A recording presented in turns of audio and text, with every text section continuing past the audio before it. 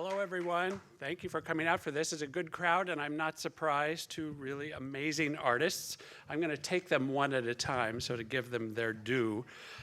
Jack Ogden is the son of a tugboat captain who plied the Sacramento San Joaquin Delta. He was born in, He was born in French Camp near Stockton, grew up in the Oak Park neighborhood of Sacramento, had an early talent for drawing, but did not seriously consider becoming an artist until taking an art class with Wayne Thiebaud at Sacramento Junior College, now Sacramento City College. He subsequently quit school, enlisted in the Navy during the Korean War, but he was not deployed. After returning to Sacramento, he received his BA from Sacramento State College and went on to teach at the school for more than 35 years. He's known for figurative paintings, portraits, still lifes, and landscape. His work is wonderfully varied. His paintings, drawings, and pastels reference various cultures and art historical periods, ranging from the Middle East to Japan, Spanish Baroque, German Expressionism, Bay Area figuration, and even a little bit of pop once in a while. He's a master at a variety of media and styles, including oil painting, pastel, and even sculpture, and I can't wait to hear what he has to say. Peter VandenBerge was born in the Netherlands and moved to Indonesia with his family as a child. His father worked for Royal Dutch Shell. When Japan invaded the islands during World War II, the VandenBerges were put in detention camps. And after the war ended, conflict continued as the Indonesians declared independence and a revolution ensued.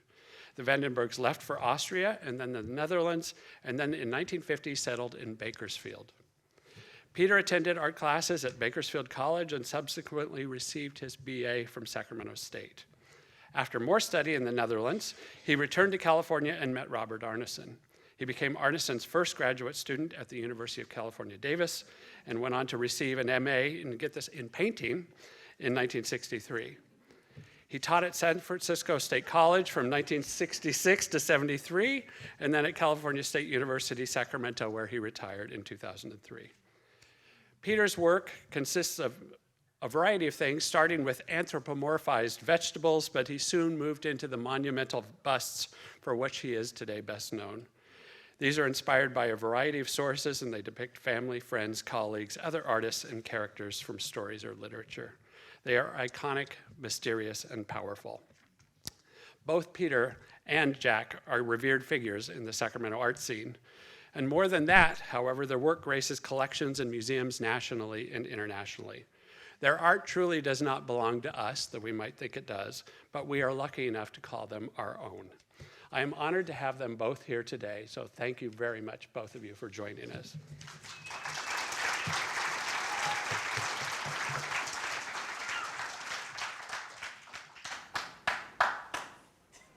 Well, thanks for the introduction.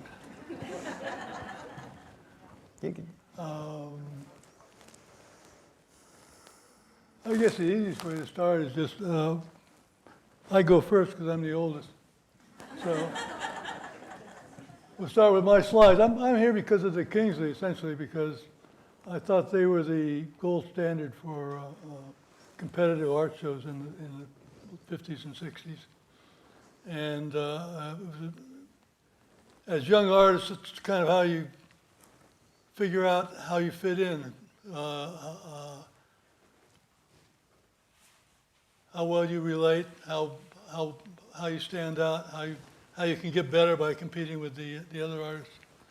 And this is a painting from 1966 that won the Kingsley that year.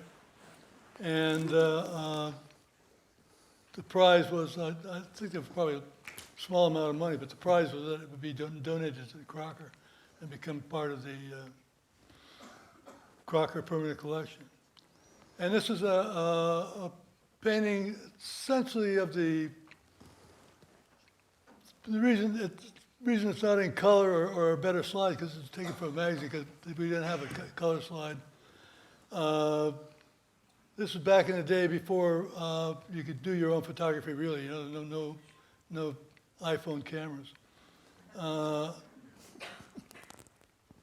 And this is rescued from a book. But anyway, it's, as you can see, it's a painting called Roseland, and it was about the ballroom dancing of the 30s and 40s and 50s, kind of slightly before my time, but kind of that memories of the past. And it's essentially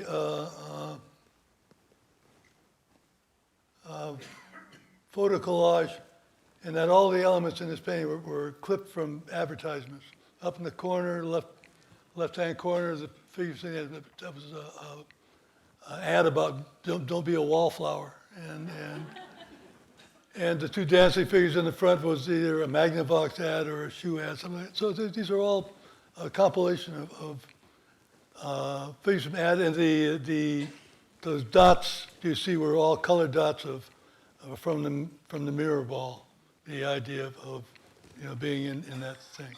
So it was both about the past and kind of prescient, because we get the same thing with disco in the 90s. So anyway, that's where I started.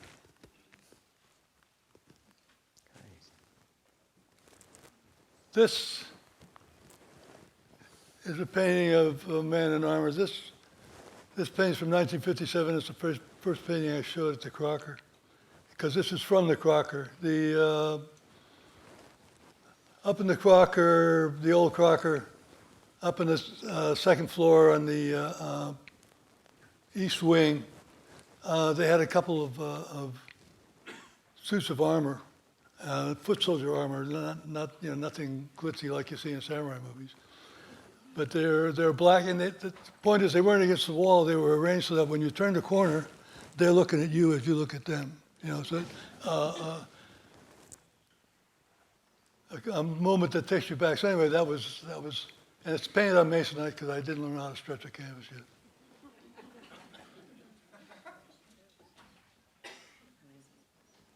This is a painting of my wife, same time out, 1957.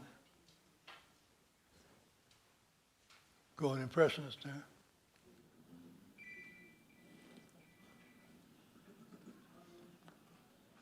This is me. And this is a painting called Pool. And you'll see better slightly later, but here it is, the painting.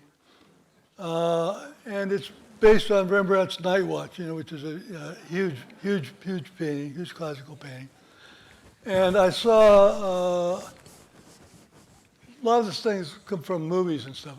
And I'd seen a picture of the Marx Brothers in a pose that was similar to what was going on in the Night Watch. So I transposed the Night Watch figures into Marx Brothers. And I put them in a pool hall, so I had some things to work as spears and elements. On the underneath the Groucho Marx there is Rembrandt's daughter slipping through the crowd, which was also in the Night Watch. So this painting is like 5 by 5 feet, and Rembrandt's painting is like huge, 14 feet, anyway. That's hubris for a young painter, so. And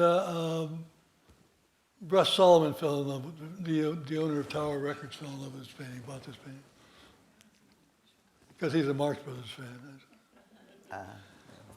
This, again, Sacramento's a sleepy little town on the West Coast, and the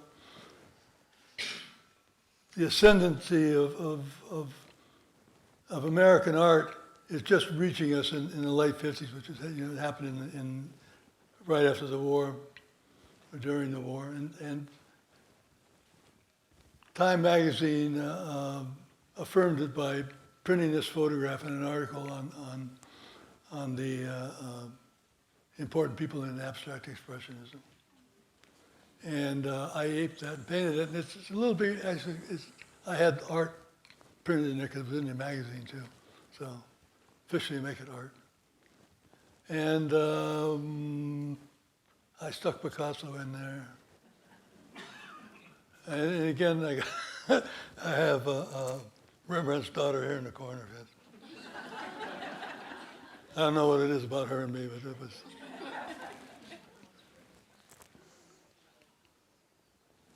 And this is in, we swing into pop art. in the 60s, and this is, again, I'm using ads and advertisement, bunions, et cetera, but I was living on 39th Street, and across the street there was a little used car lot. It was an OK car lot. So that's where the OK comes from. OK. And OK art was another word that was being flashed around as possibly not pop art, but OK art. So before it settled down, then it became pop art. So, and these slides,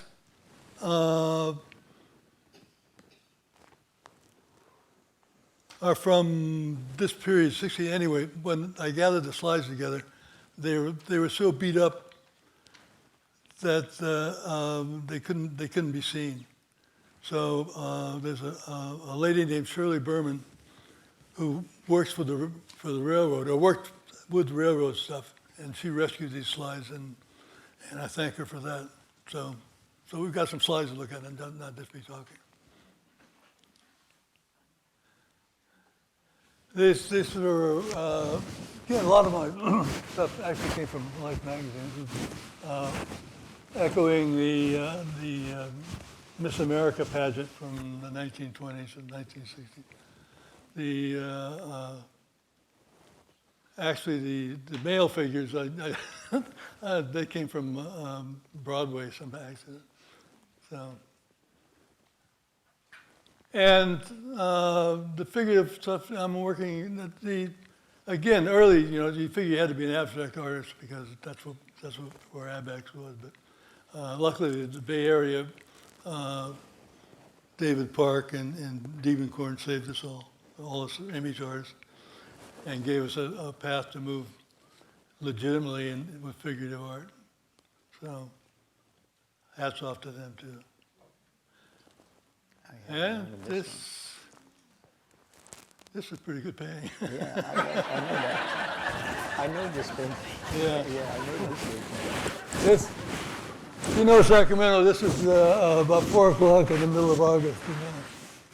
So, and it's Front Street. You can't read it, but it says Front Street.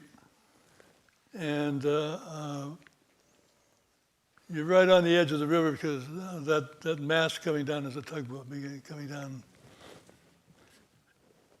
It's because the bridge is up, letting the tug through. That's a good painting. This painting, the color is washed out here, but this is a painting of the artist being driven from his studio by commerce and the workers. And this is from a early French movie, early silent period, 1910, 1912. And so it's profitable, but you can see the artist being kicked and driven out of his studio. And I always like this kind of sense of vertiginous space, of gravity being given up as everything kind of slides out. And this painting, I'm showing it because this painting no longer exists. This painting was traded to Bob Arneson for a toilet. And there's only... So my kids were the only ones that had a toilet in the front room. And Arneson made 8 toilets, 7 of which still exist. And Arneson no longer has this because he was redoing his Alice Street house, redoing the floor and using solvents, and the pilot light set off that and burned the inside of the house in this painting. So. Yeah, that's true. But now here it is. This, if you saw the candy store show, I had a painting in there called the Realm of the Gnome King, and that comes from the Wizard of Oz. Ruggido is one of the little offset, but it's about being the underground leader of the underground. And this is another painting with Ruggido as the artist, essentially as Rembrandt, because it's taken from the 1936 movie of Rembrandt, played by Charles Laughton, Painting the Night Watch. And I'm using aluminum paint here. I don't know why, because it was around, see how it would work. And anyway, I'm using that word a lot. So I'm having fun with that sense of space and the costuming.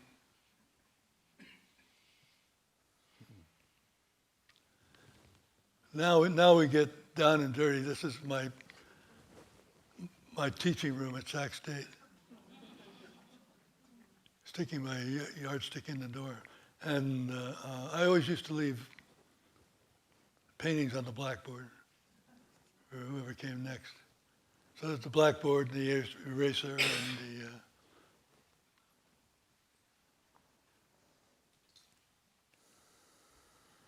and this is from the same period, and this is like when you got nothing left to paint, you're desperate, and it's either put a painting on the wall or jump out the window.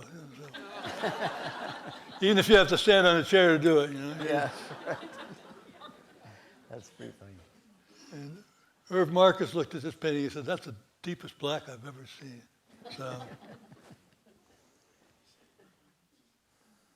So even when there's nothing to paint, there's something to paint.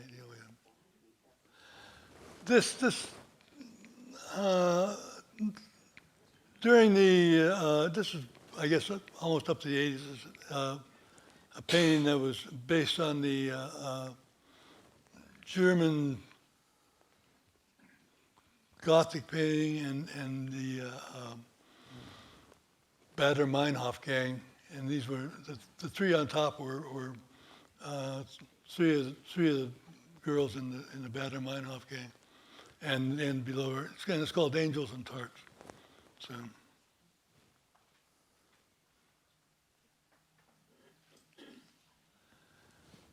In 1970, do you remember the name of the owner of Fox and Goose, Bill? Dalton. Bill Dalton. He was a candy seller. He's desperate to get into art, and started putting on art shows, and bought the building on our street, across the street from where he started. And in 1970, he came up with the idea of having a billboard show. And I was teaching in Wisconsin, and he just sent me the paper for the billboard. And I did this on the Walt studio in Wisconsin. In Wisconsin, they gave the artists studios, which we never had at Sac State. And this is what I did. I rolled it up and sent it back, and they put it up somewhere on Stockton Boulevard or something. But anyway, Arneson said it was the best one in the group. So I never got to see it up. Okay, now we're into new stuff. I'm carrying this around not only to beat off dogs, but because I had my hips replaced in December, and this is so February, and I get back into painting, and this is the first painting. Man with a cane. Get to my three-legged stance. Anyway, as you age, you begin to see your friends. Start picking up a cane or something. Uh-oh, he's on his way out. So I'm here to declare that I'm on my way back. So I'm not.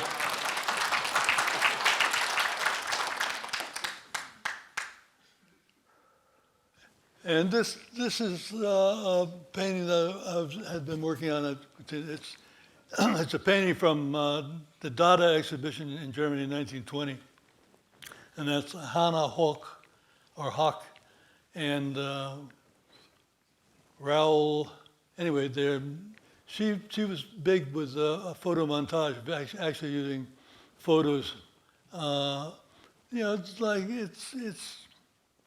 It's the idea of using the actual photographs to get a point across.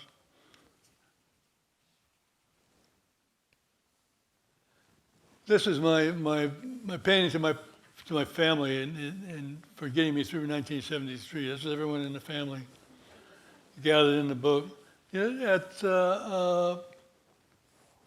the fact that one of my sons died and his pictures being transported there. little things about painting that you don't think about, that the painters think about, is just the sense of direction. If this boat's all green the same, it's moving across the canvas, and it's stopped by the edge. There's no dynamics there.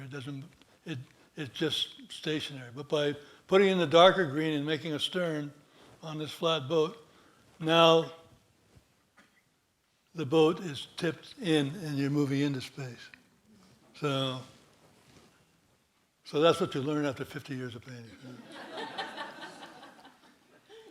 And I forgot my granddaughter's dog. I had to slip it in there.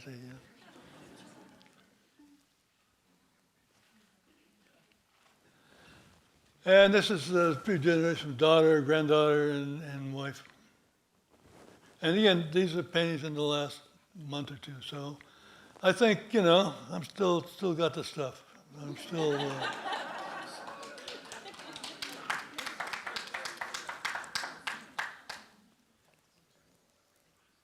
And this is the artist being removed from the museum,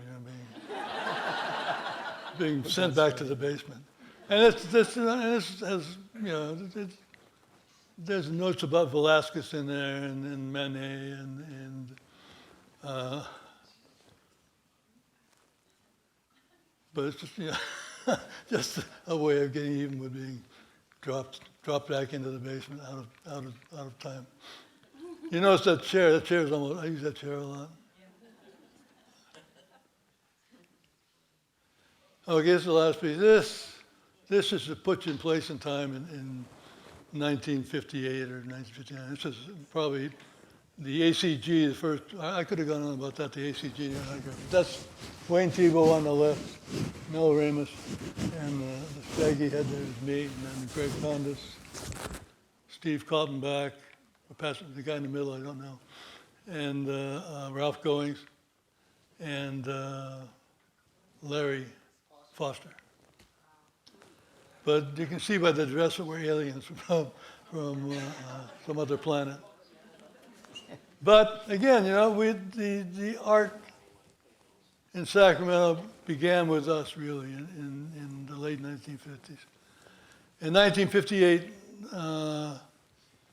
I was in a group show here at the Crocker called 7 Artists Under 30, because it turned out one person was 26, so they had to change it from 25.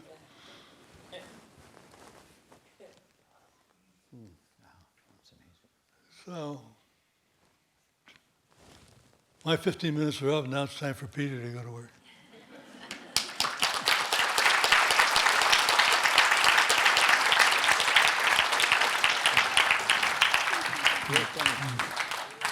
We have to change chairs because he can see the screen from here. That was great. Absolutely. Switching places. Oh, that's me, huh? Looks good. Can you hear me? Okay. That was great, Jack. It's really, Thank you. yeah, it's good. Good history in that and everything.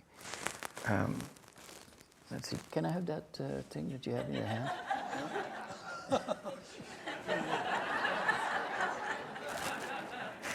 I thought I got to take that home. I don't know. Maybe, yeah. Let's see. I'm not exactly Just push sure. the green button. Yeah, and that's it. Okay, well, this is not as comprehensive as Jack's, but in this sense that I have a lot of pictures, but they're not as deep and intellectual as Jack's. But I can start off also with some history. I was into pottery, ceramics and pottery, at a young age.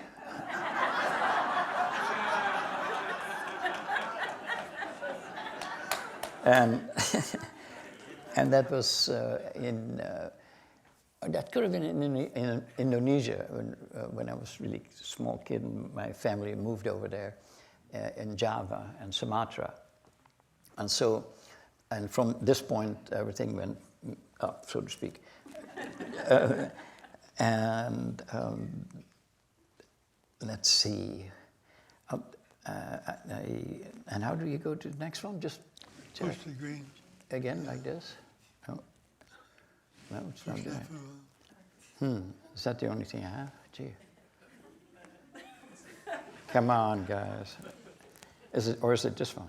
No, wait, the big one up on top. He knows. Here we go. How'd you do that? Push this one. Just that one, okay. See, he is deep, I'm not. Okay, this is a little story about an artist I knew one time. His name is Alberto Giacometti. And I first met him in 1957 when I was in, when I first went to school here in Sacramento, at Sacramento State. And I was with a friend and we went to, what they did in those days, you could take a cheap boat to Europe, you know, I think for $100 or something like that. You can go to Europe, and I did that, and so we went to France. And on the way over, there was an article in a paper, and I read about him, but that was I didn't know who he was, I had no idea. But he sounded interesting.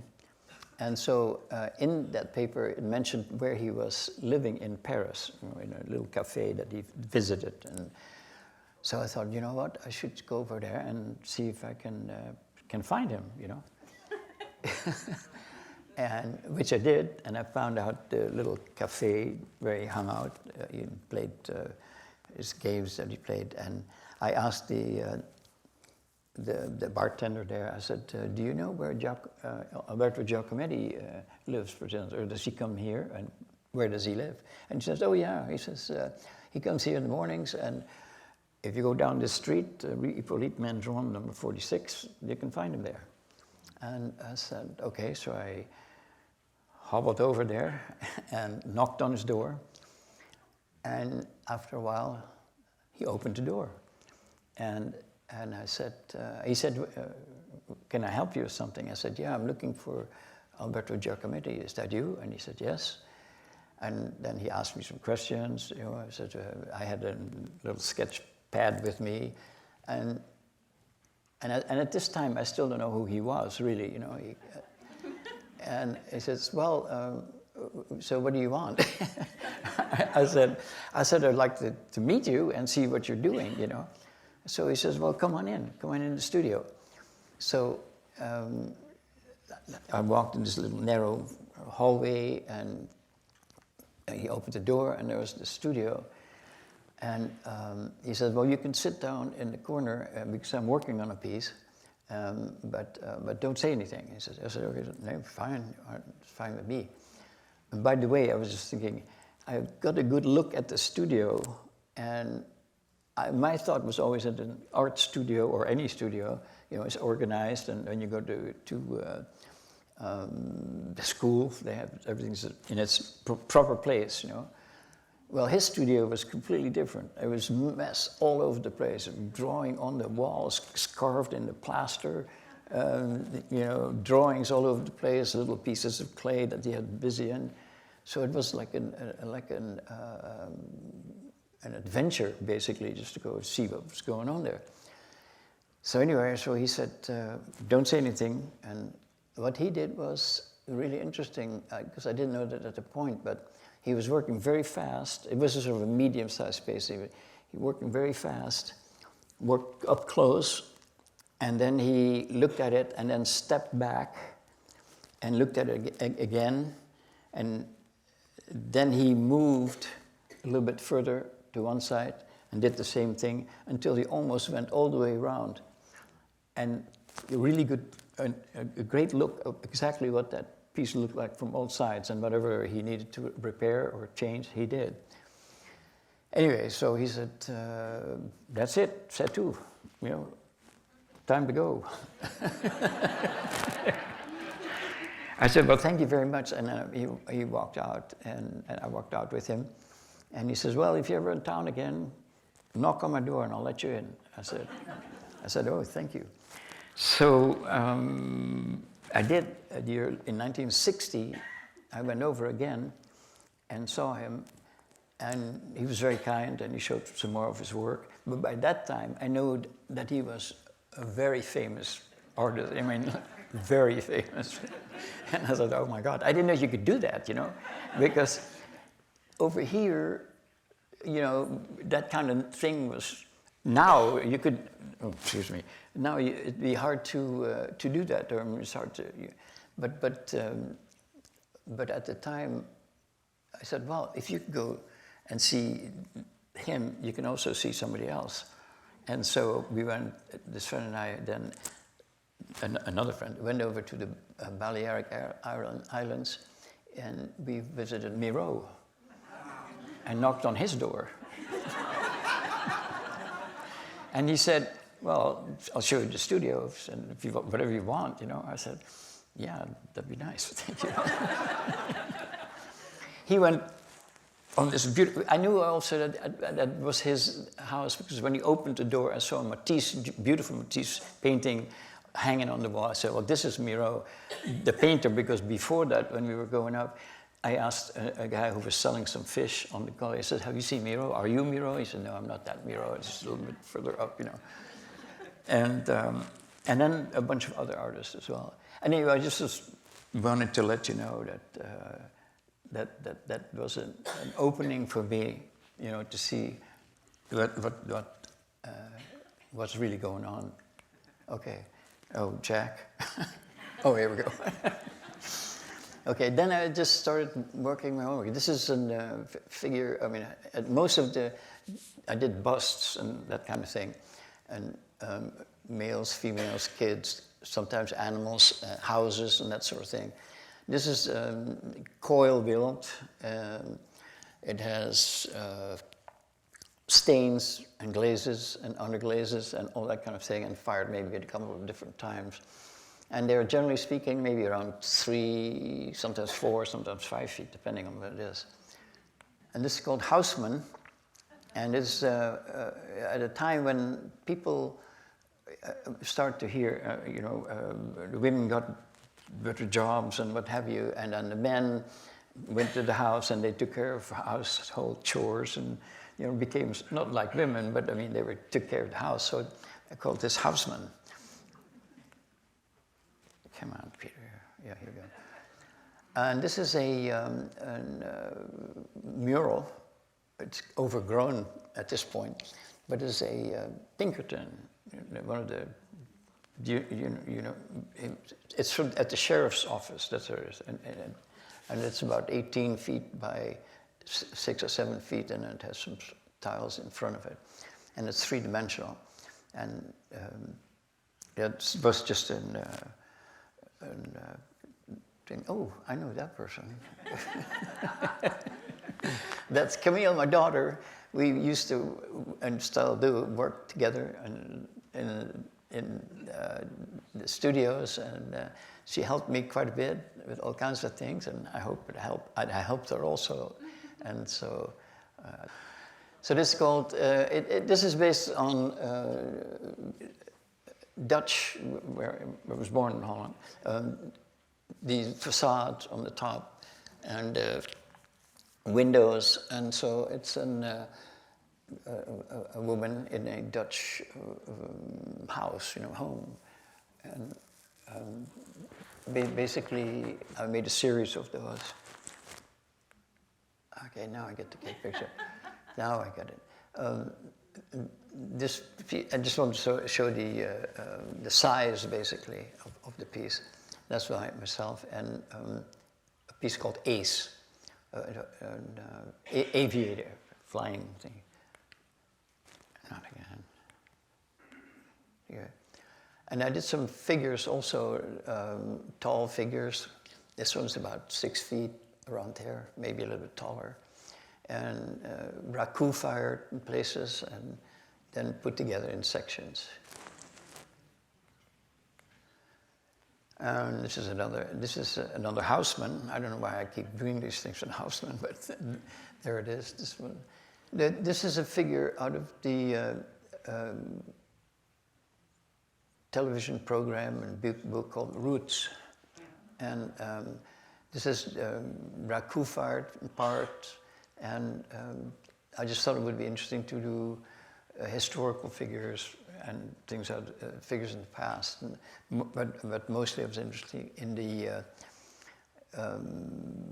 the quality of the clay and the colors that are blended together, you know, and yet make some sort of cohesive whole out of that.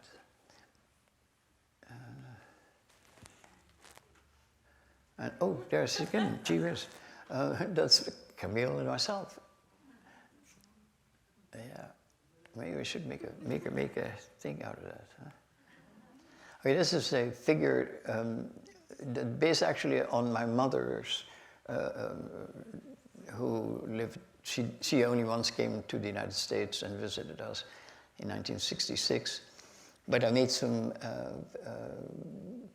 portraits of her in this format, and this is a side view of that, and it's about maybe 4 feet tall, and things like that. And this is I call this Jonah and the whale, with a little humor, hopefully. And I did, as Scott mentioned before, with David Gilhooly, David made frogs, remember that, and we visited those at the candy store a lot. And this is a not finished piece. It's a bisqueware of a carrot couple watching Saturday night movies. And then I finished it later on. And this, Camille, there you are again. This is a mural that is downtown at near Macy's, I think. And it's a commission also. It's about 400 tiles, handmade tiles, and glazed, and then put on there. You know, it took a while to do that, but I think it turned out to be okay. Let's see, Peter.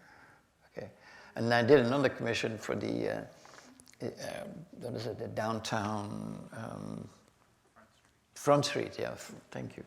Front Street place where the animals are, the dogs and cats and things. And they made a little space here. This is just a segment out of maybe 6 or so cats, because it was only where the cats are. I don't think they call it the cat house, but and placed them in there. Let's see. Okay.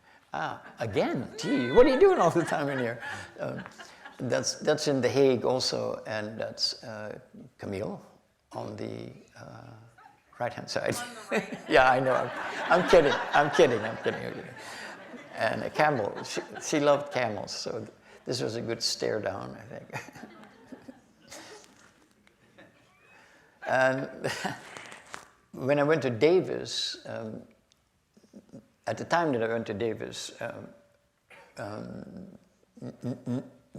and I was in Sacramento, and Bob Arneson was at this state fair, and we visited him there, and he was doing these bottles with the tops on top, you know, that you couldn't take off.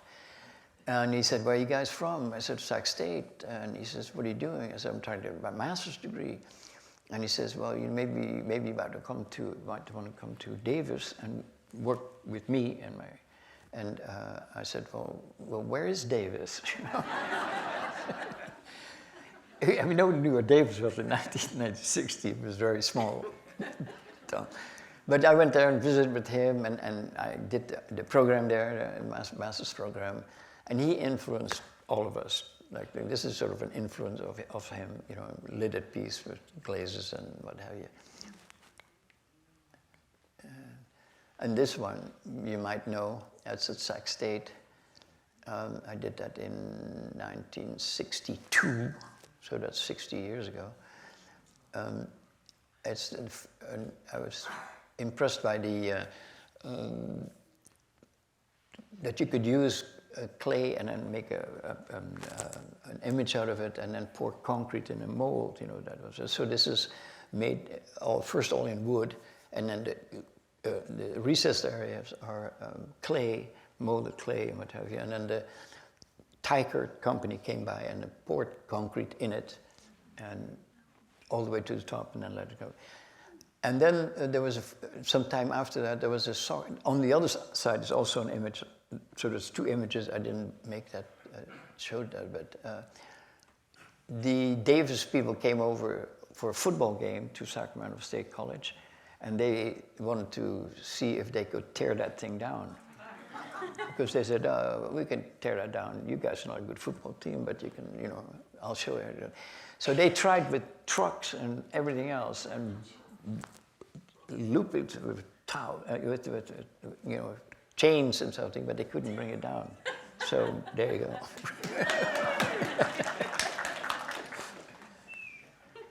And that you might know who he is. Vincent van Gogh and the Yellow House. And I think somebody here has that. Yeah.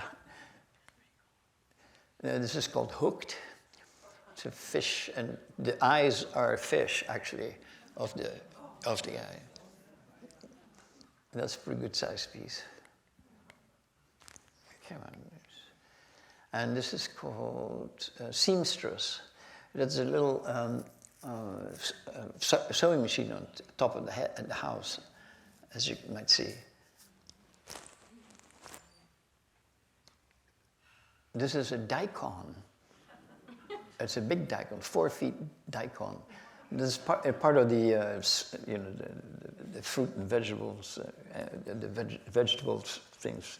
I first started with those, and then I started to be going off into the action-filled vegetables, you know, that did all kinds of things. And there were some, you know, meat-eating vegetables also. I don't know what those are. And that is it's called Upstream. And what that is me actually at a young age, about maybe, I don't know, say maybe 6 or so, 5 or 6 or so. And on the top is a boat with my father, myself, and I think a bird there, and someone else. And what that is we were in Sumatra, and my dad was in the oil business.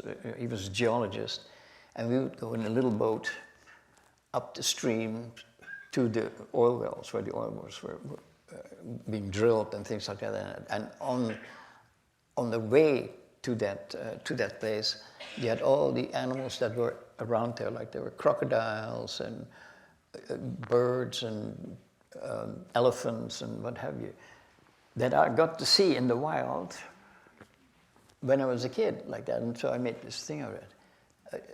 There was a movie with, what the heck was that name of that? With Humphrey Bogart and African, yeah, that reminded me of that. So it was almost exactly like that, except for Humphrey Bogart and whatever. Oh my goodness, this is called Ogler. I don't know what to say too much, except his cigar must be lit. And this is called the House of the Painter. So I did houses too, and I like that kind of interaction of inside and outside spaces, and going through the wall on the left and what have you. And same techniques and everything, you know. And I like to make plates too, called Amsterdammer, living the good life in the 16th and 17th century. And this is another one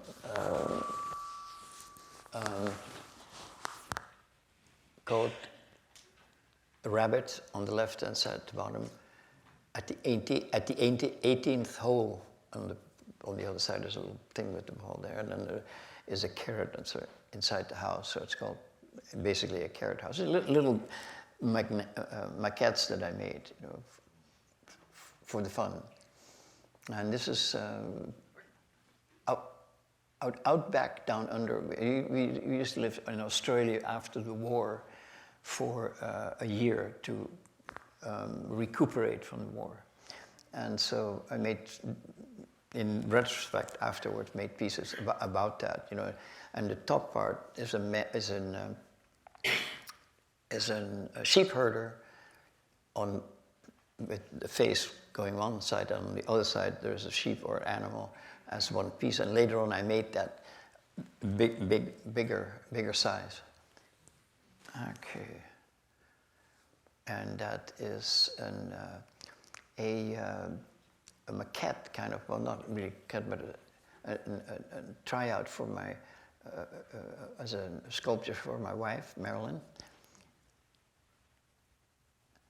And this is one called Lady Carrot Godiva on Stroll. Mm-hmm.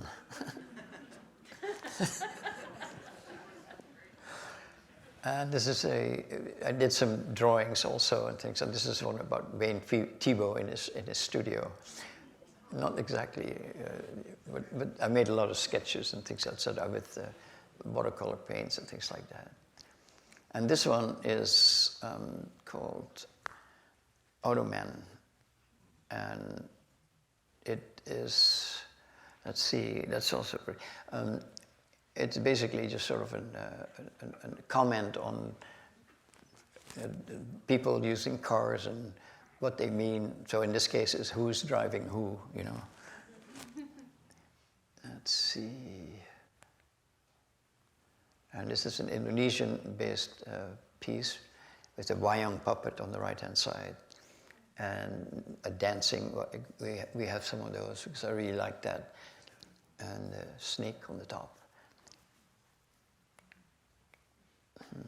Okay, and this is called Birdwatcher. Let's see. It's another piece, sort of like, yeah. A lot of times I just made sketches of people that I see on the street, you know, and then later on transformed them into pieces. And this is Paul Beckman. He is a teacher at Sac State, and that is a commissioned piece by someone who knew him. And this took me a while to do, and it's a pretty heavy piece. I think it's in the collection here at the Crocker. In fact, isn't that right? Yeah. Okay, thanks. Ace, baseball player. And that is the other side of that sculpture I showed you, you know. So this is the front and the side. I told you how organized I was about everything here. Not like Jack. And this is Ace, another Ace, with a little airplane on top. This is about Amsterdam. Also, the base has the town, and then the top, and then. So I actually call this, because of this particular district this is in, I called it Amsterdam.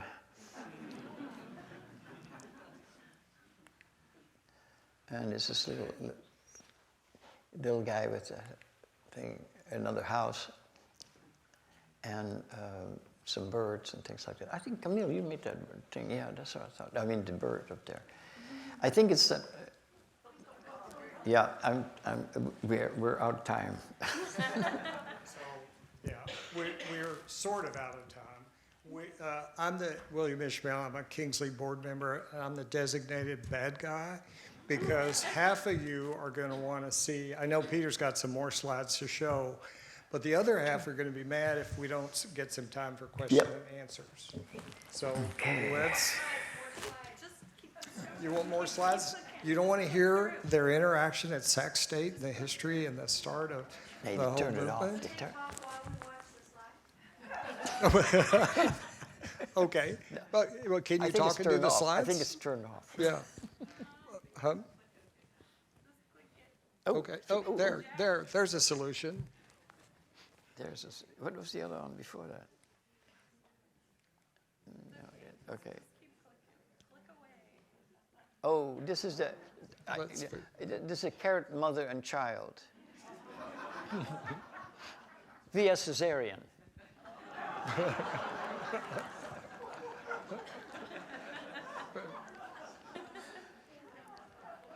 Let's see. Come on, Peter. Gee. No, I think that's about. Oh, yeah. And this is a bronze piece with a girl with a bird on top of her head. I love birds. Ooh, okay. This is the last one, I guess. This is Madame Matisse, and she's at Smithsonian in their collection, and it's kind of a nice piece. I like it. You know. Anyway, set two. Very good.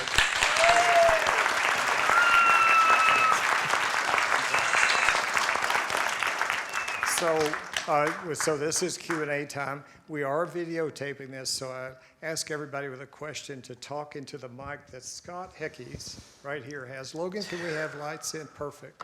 Scott's got the mic. If you have a question, raise your hand, and there's one right in the middle. Make it difficult for me. Right. Get my exercise here. So I may be seeing things, but I saw in at least two of the busts, namely of your mother and your wife, and maybe a third, where it looked like halfway up the bridge of the nose, it's as if you started to put eyes there, but then changed your mind and didn't finish them, and then put them up higher.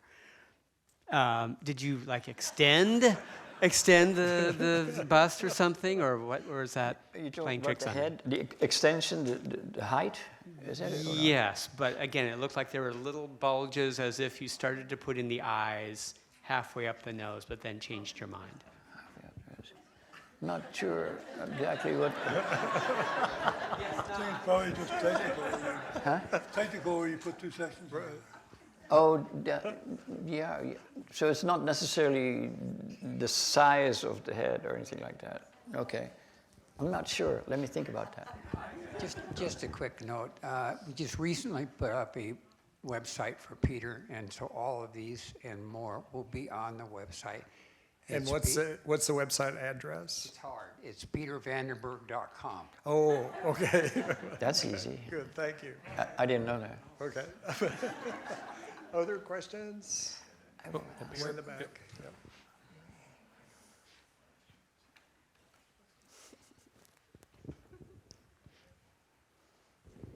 I just wanted to know from each one of you, what's your favorite exhibition that you ever did? Jack. Exhibition, Did you ever do? right here, I guess. Smart. We're still here, you know, I mean, we're still moving, still going, so. Yeah. I second. that. Favorites is yet to come, we're still working on it. Same thing. Same thing, okay. Same thing. Yeah, this is great. This is really great. I love this because it interacts everybody. You know, when Jack was saying, you know, in the beginning about how things started here and, you know, on a small scale in Sacramento. I mean, we're geezers, we're coots, you know, we just looking for anyone younger than us to tell how what really was, you know. How things were in the beginning, so. Yeah. And here you're a captive audience, you can't get away. So. Oh, down here, Scott.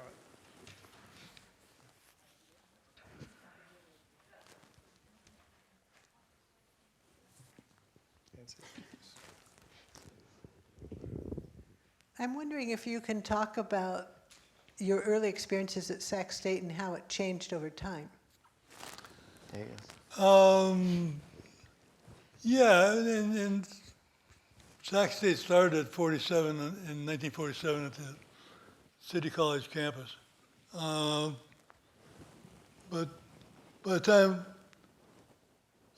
I got there, it was 57, coming back from being in the Navy. And At that time, we're on a GI Bill for $125 a month. We could survive, and I think it paid $80 or $90 to get books and everything else. So it was easy to get in.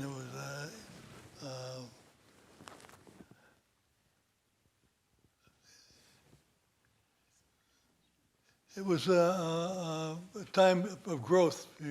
We hadn't approached Murphy's Law yet.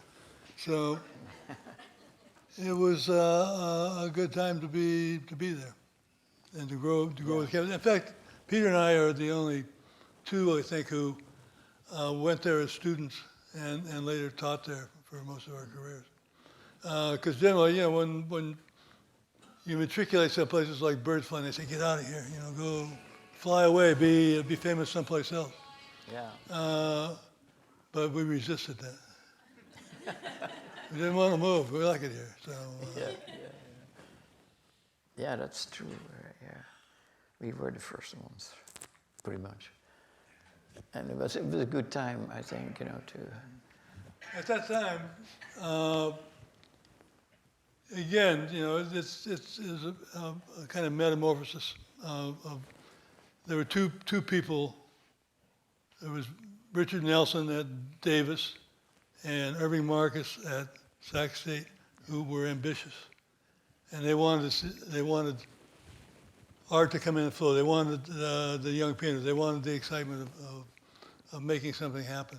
And Tebow was working on that too, like working from the showing pictures at the drive-in and finally organizing the ACG, the first legitimate gallery. But anyway, Marcus was a lot of resistance at Sac State. Brought in Jim Nutt, brought in me, brought in Glass Nelson. Bill Evans. Bill Guys, Guys, and also Bill. I didn't have my Progen this morning, so. Yeah, Joseph Raphael. Joseph Raphael. Yeah. That's true. Yeah. So, and also we were getting, people were coming to Davis and doing a gig there, but not being kept. And at Sac State, we would suck them up. So Raphael came to Davis and liked the area, so we gave him an offer, and he came to Sac State for a couple of years. Yeah, that's it. Yeah, and again, like Wiley. In fact, going back to this Kingsley show, it's the only reason I came here is because of the Kingsley Club. Because the Crocker doesn't put my work up anymore, and I'm a player, and I want to see my work up. So the museum ought to keep that in mind. That when you're dealing with players, you're not dealing with just visitors. So anyway, the Kingsley Club, because I liked the show, I liked being in it, and I'm losing track of where I was going. I don't remember. Well, you love the Kingsley. That's what we got out of it. Right. Okay. Another question? Yes. I'm going. This is both for Jack and Peter. I'm surprised a musician hasn't already asked this question, but was classical music or jazz impactful on your creative expression? It could be Bob Marley, Miles Davis, Bach. Yeah. I mean, at Sac State, answer. Miles Davis showed up there once with a violin player too. It was. But. I meant in the studio when you're painting. Oh, yeah, I got the. I'm listening to jazz or even Randy Newman, a playoff. But it's yeah, I want the sound coming in. Yeah, I played mostly in my studio jazz music and also classical music like Bach and Yeah, sati, right, that's true, yeah. All kinds of stuff that, and I have my cats there too, you know, so they have a voice as well, you know, I think. And it stimulated me to make things, you know, and to go in that same framework that music is in. It absorbs you. Mulligan and Brubeck and Yeah, and Brubeck, West oh, Coast, absolutely, without a doubt, yeah. Yeah. Cannonball Adderley. Other question? I can't see very well. Oh, in the back there, Scott, near the video camera.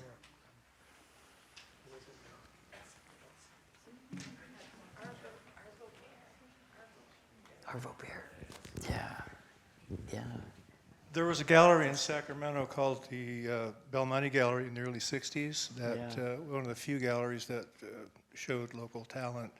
Were either or both of you involved with that gallery? The first slides I showed, they're showing the pool painting, that was showed at Belmonte. Yeah. And that picture was taken at Belmonte. And that's Sal Anigas and his wife. And Sal was a real trooper. I mean, he worked around art and frame maker, restaurateur.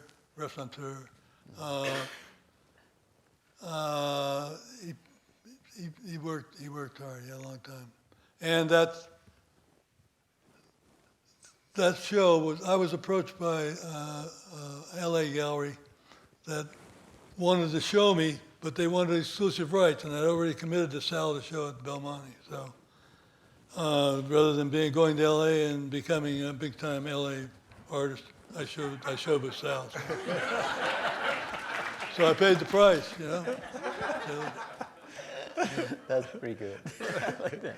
Okay, additional questions? I can't. Here, down in front. One back here, okay. Yep. Were there any women involved in art when you were also progressing at Sac State? One of the artists in that 7 Painters Under 30 was Gloria Woolley, who was a student. Yeah. I remember her. Yeah.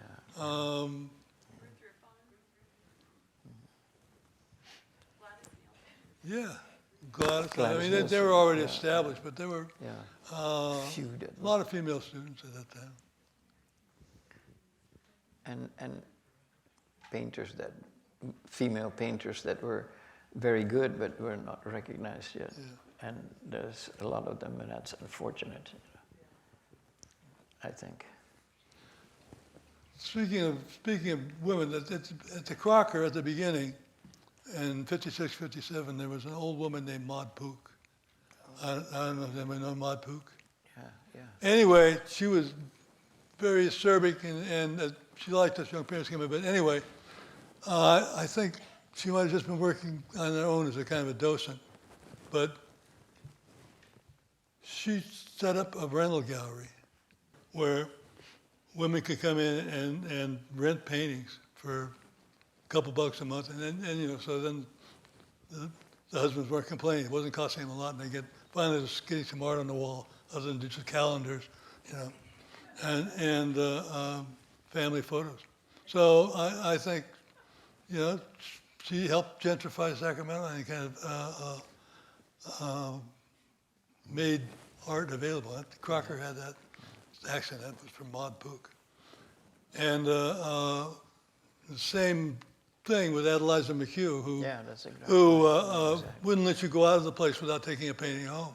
Oh, here, take it home. You'll like it. You'll love it. If you don't like it, bring it back or whatever. But you only had to So, pay and yeah.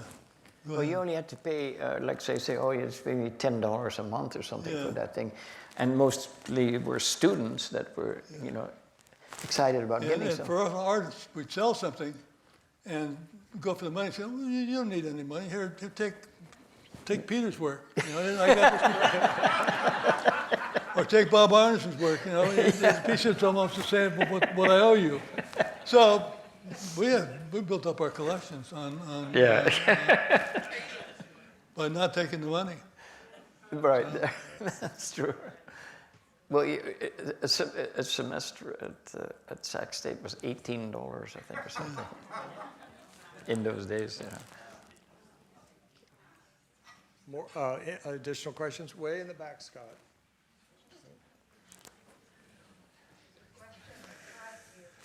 Oh, down here?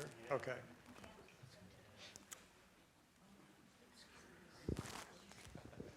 Hi, Jack. Would you mind if I have permission to share your teaching techniques? I was one of your former students. The what? Jack, you can say no. Yeah. Way to go, Jack. Thank you.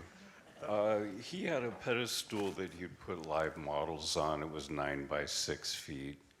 And when we didn't have a live model, he would throw a very large box of shoes out and ask us to get busy. Yeah, that's actually a model gave me those shoes. It was fun. Built up shoes. I mean, they were great, yeah. Anyway, yeah, yeah, I appreciate your response because, you know, it was all acts of desperation, you know. It's the same with the way I paint. I don't do preliminary drawings. I don't, because if you do the drawing, then it's already there. You know, where are you going to go from there? Anything is not going to reach that level. So I get into where the painting gets lost, and then I have to save it or find another way to make it work. So it's chasing it down, and then teaching was the same way. You know, yet when I was a kid, speaking in public just terrified me. I was, you know, always sat at the back of the class. I had my front, and if I had to stand up, my knees were shaking and I was sweating. You know, I mean, I couldn't speak in public. Well, you've gotten over it. Yeah. Yeah. Well, once you're 90, you know, who cares? You know, I mean, it's all free, you know. Jack, you also expanded my mind without the use of drugs. Thank you. Yeah, your ability to share what your knowledge is about, I couldn't be more grateful. Thank you, Jack. Thank you. Scott, there's a question. You're welcome. Yeah.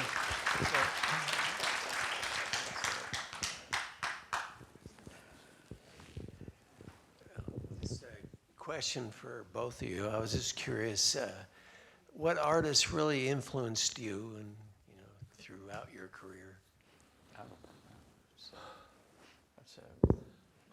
Well, obviously, Guston was for one for me, big one, but just on the local level, you know, you have to say Tebow. I took Tebow and I came together at the same moment. He was teaching his first class, and he was still listed as staff. So I was going in to see Mr. Staff, and I met Tebow. So, and Tebow was commercial artist, worked for Rexall, worked for Disney, and he came at us with that commercial sensibility. And one of the first projects we had was rendering, and I did rendering, it looked great, and he'd say, no, that's not ready yet. That's you can do better than that. So you know, you have to go through about 10 stages to get to a polish, and then when you got there, you're like, by God, that's really pretty good. So he gave me that. Peter, same question. Yeah, and let's see. Can you hear me? No? Yeah. Okay. There are a number of them on different levels, of course. Certainly, I would think that Ruth Rippon was a strong influence. And the first time I came to Sacramento State, she just had all these kids around them, you know, and they didn't know anything. And then she showed in these wonderful ways that she had of making this form appear out of this blob of clay, you know, which was beautiful, really.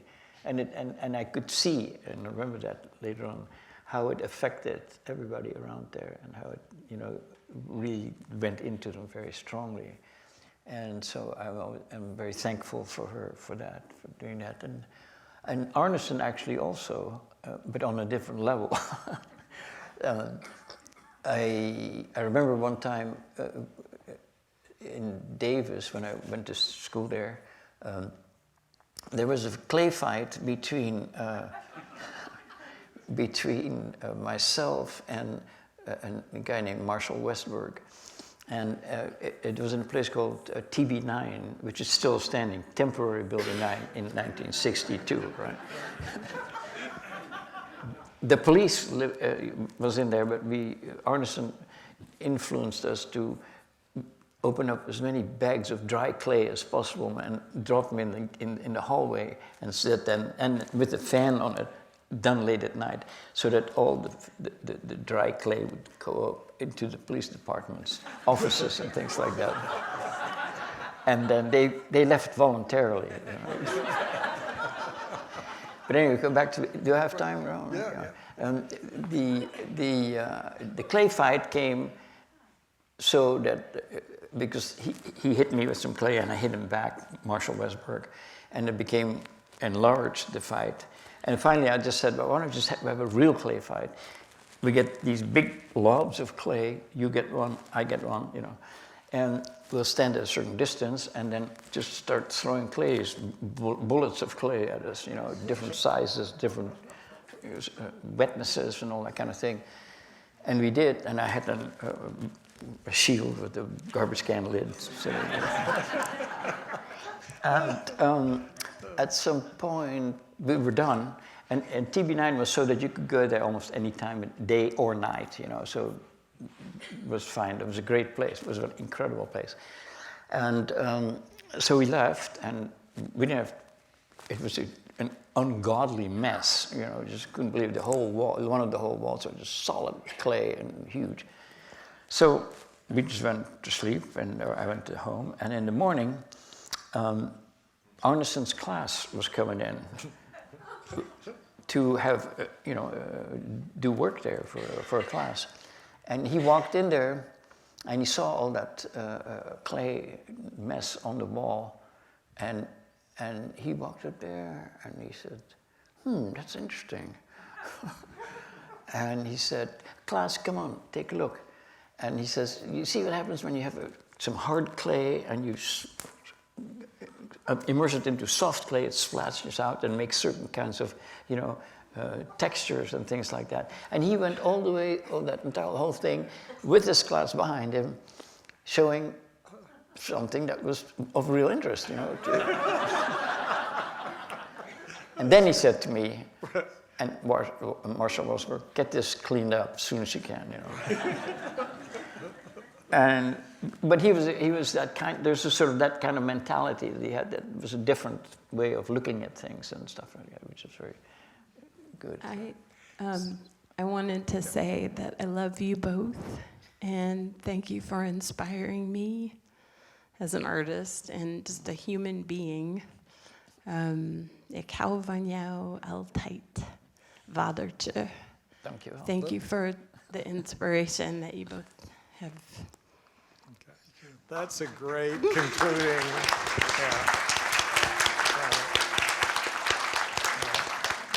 So we're way over our usual time, but I think every minute was worth it. But I think we should call it because it's 2:45. But they'll be around. Right.